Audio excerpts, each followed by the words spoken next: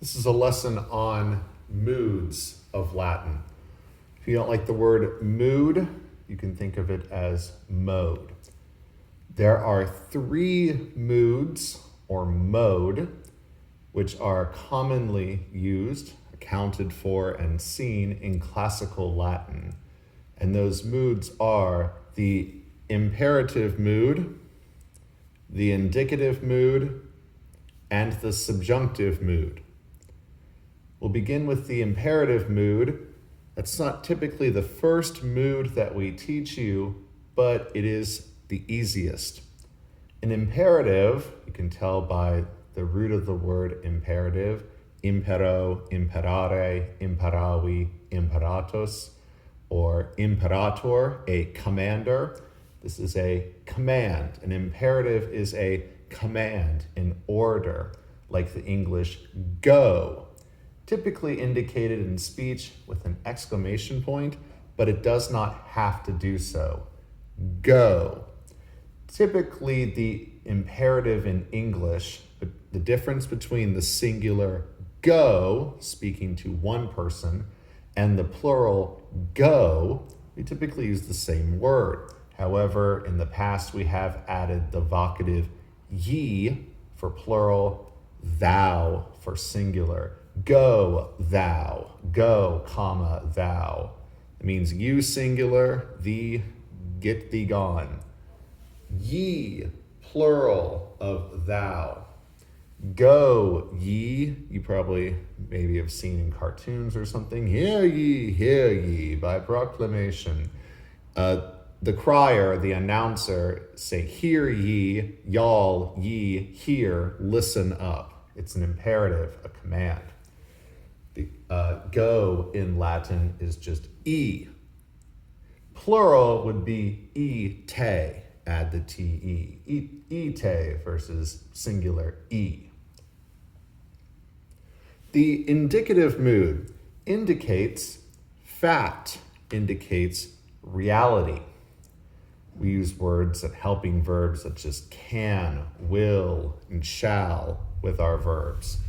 Sentences like Caesar goes to the city and sees his friends. Goes, it's a fact. He goes to the city. If Caesar did not go to the city, we would say Caesar does not go to the city. We would modify the indicative with known in Latin to indicate not. And he sees his friends. The negative in English would be, and he does not see his friends. In Latin, we would add a known, a negative.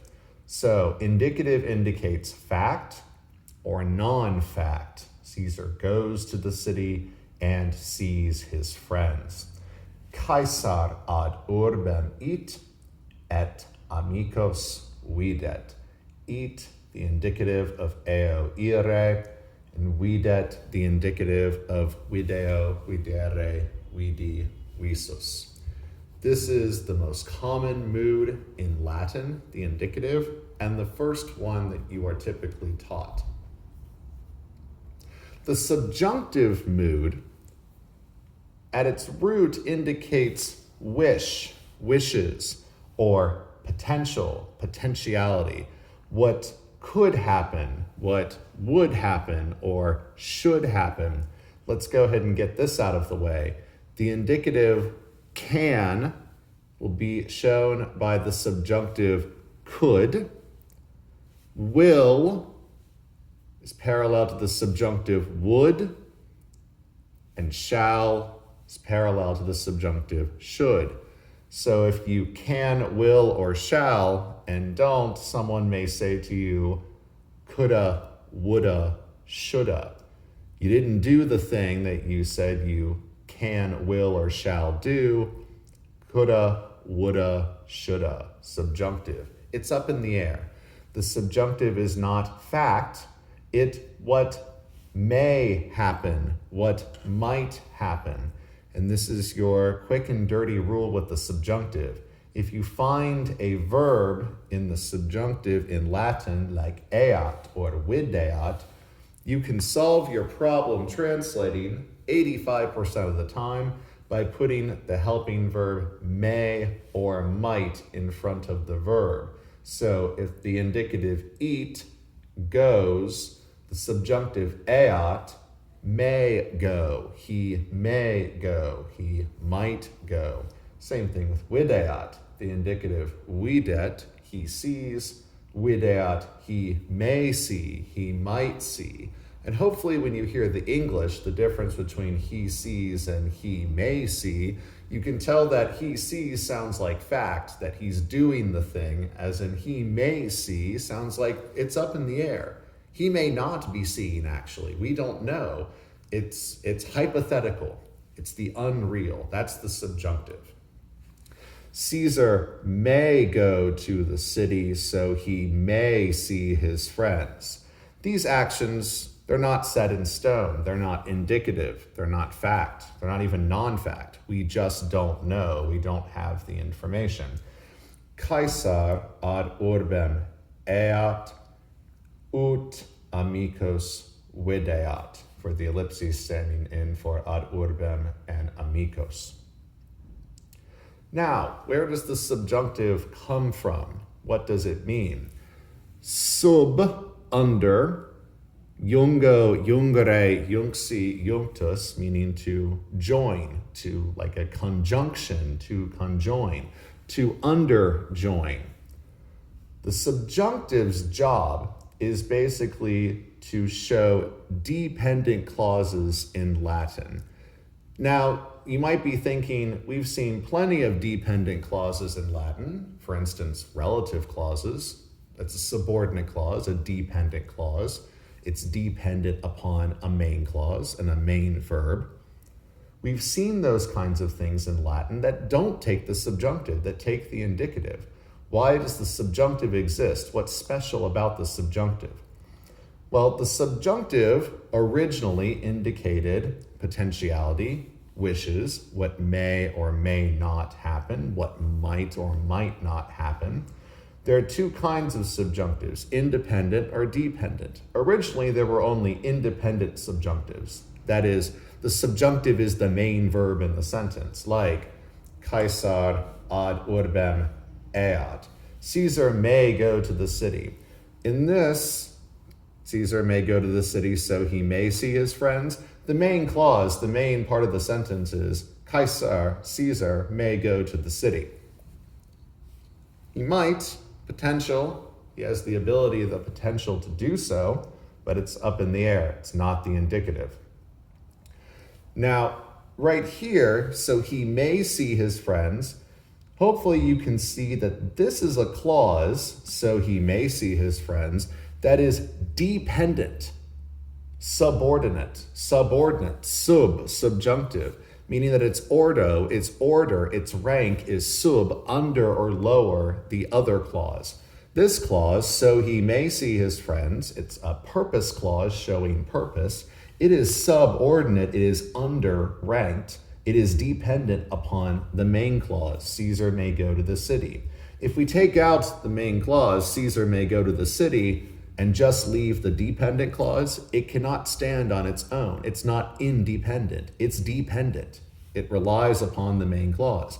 If we have, so he may see his friends, that's not a sentence. That's just a clause without a main sentence.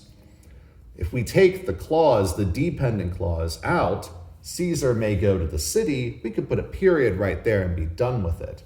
This is the main part of the sentence. This is independent. It works on its own. This is dependent. It has to work with, upon, after the main clause. And that's what the subjunctive is doing here. So this is called a dependent subjunctive. Originally, these two clauses in Latin, the main clause, Caesar may go to the city, and then the dependent clause, so he may see his friends, in old Latin, this one would not be subordinate to this one. This one would be equal, or called paratactic, equal to the main clause. So it would be something more like this up here. Caesar may go to the city, and he may see his friends. And that's how it would be arranged in Old Latin. Caesar ad urbem eat, and then there'd be a pause, there would be a break, and then it would be amicos videat. There would be no ut there. Amicos videat. Caesar ad urbem eat. Caesar may go to the city. Amicos videat. May he see his friends. Those two clauses were considered equal in Old Latin. They were parallel, paratactic. It's called parataxis. Equal coordination, taxis, arrangement. Equal arrangement. They're equal. So joined by more in et. As time went on in classical Latin, it was felt that the second one, the may he see his friends, that should be dependent upon the main clause. That should be subordinate. And that's how the subjunctive got its name. That's how the subjunctive works. We have a conjunction, ut, which was added to link the main clause to this dependent subordinate clause, ut, and then amicos videat. So what was once two separate parallel paratactic clauses, one becomes subordinate to the other. So once again, there are independent uses of the subjunctive in classical Latin and dependent uses of the subjunctive in classical Latin. And in future videos, we will talk about the different uses for the independent and dependent uses of the subjunctive. But to sum up for the video, the imperative mood or mode shows commands like go or e. The indicative mood or mode shows fact, what happens or does not happen.